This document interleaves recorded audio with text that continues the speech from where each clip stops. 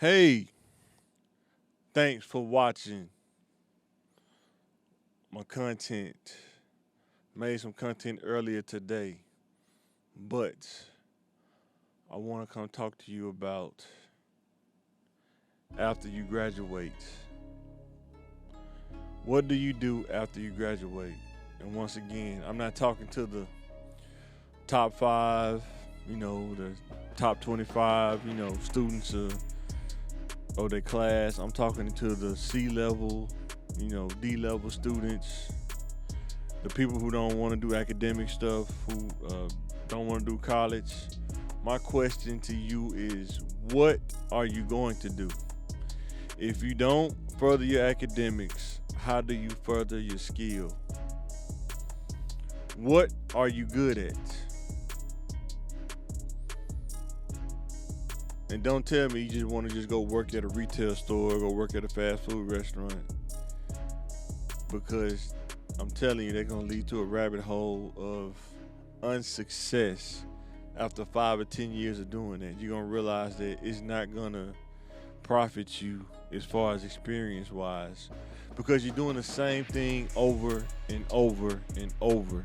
That's kind of what business is, doing the same thing over and over. And you start becoming consistent doing the same thing over and over. Cooking burgers over and over. Cooking fries in the fryer over and over. I worked at McDonald's when I was younger. I understand. That's what I'm trying to tell you. If you get into a career young as you can, the better off you will be. Tell you my story. When I graduated in 2001, May of 2001, somewhere in May, I can't remember the exact day. I think it was toward the end of May. We was at Autel Arena, I think. McClellan, class of 2001. When I graduated, I was working, I think I was working at a Subway. It's not there no more, but I think I was working at Subway. But after I graduated, I did not go to school. I think I wanted to be a massage therapist, but I never did it. I didn't do it. I just worked jobs pretty much. Worked at fast food, and then I transitioned to working in, I think it was like at a car dealership, like a detail.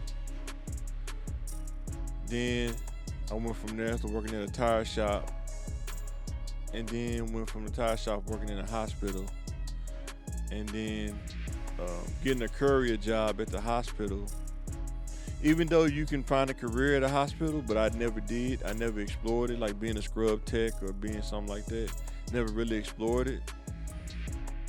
And then I was a courier for a while. Then I lost that job at Red Cross when I went from the hospital to Red Cross.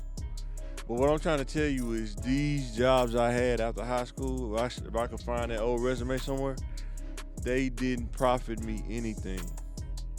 Nothing. I think back then, 2001, I think I was by the time I was working at the hospital, maybe 2005, I think.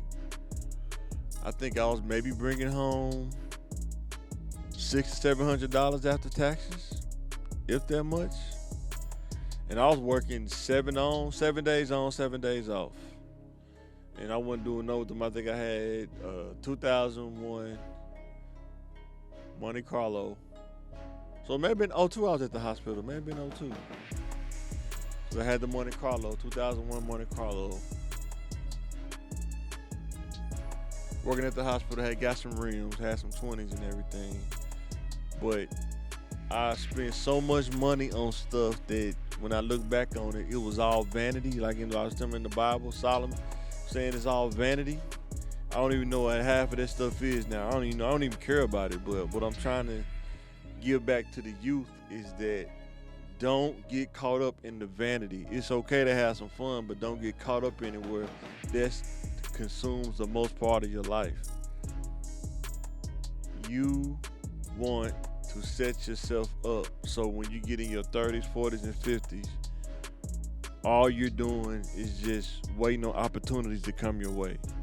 You don't have to say, well, I can't do that right now because I got to finish school, or I can't do that because I got to go do this. You have all that done in your 20s, and you can just look at opportunities and just collect in your 30s, 40s, and 50s. reason why I'm saying it is we got to build a community, guys. We got to reach out to our kids that's not the top tier, in their education, but they can be top tier in apprenticeships and trades and other things that they can do. Cosmetology, cutting hair. It's all kind of things you can do other than just going to college. There are many things.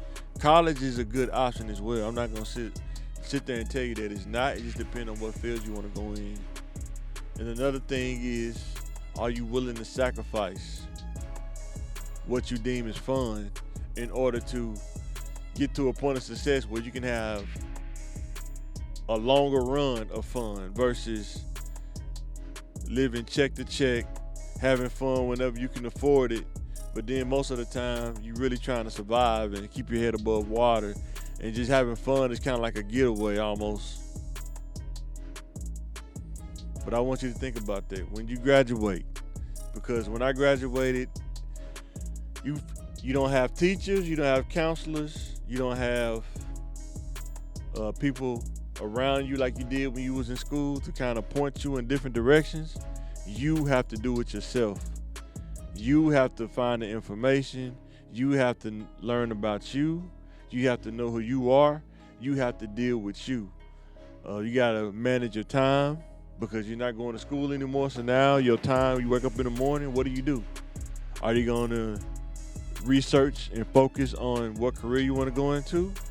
Or are you just going to sit around, play video games, and just be idle with your time? I did some of that, and I'm telling you, if I could go back and talk to that Mike in the multiverse, go back and talk to that Mike, I would tell him to take, if you don't want to go to class a full load, just take one class a semester and still work full time. Get your core classes out the way. Get the English, get the science, get the communication, get all of that out the way. And then by the time you get all that out the way, you can be doing the research. Then you can pick the major you want and then do the electives. But get all your core classes out the way. That way you don't even have to major. If you don't know what you want to do yet, you can still get your core classes out the way.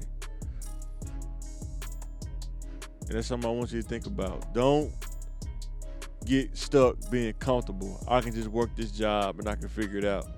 I'm telling you from experience, a person that did that, it will lead you down a path to where you feel like you can't use that experience to go inside of a career. There's nothing worse than you working at a job and then somebody say, "Hey, I like you. You want to come work for me?" And then they say, "Well, I need you to have this." And you're like, "Well, dang, I don't even have that." And now you feel like you wasn't prepared for the opportunity. And if I could tell you anything, get something that enhances your skill set or validates your skill set so you can be prepared for the opportunity.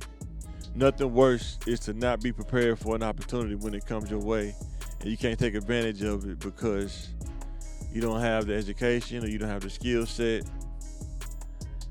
and you almost get stuck working at the jobs instead of going into a career.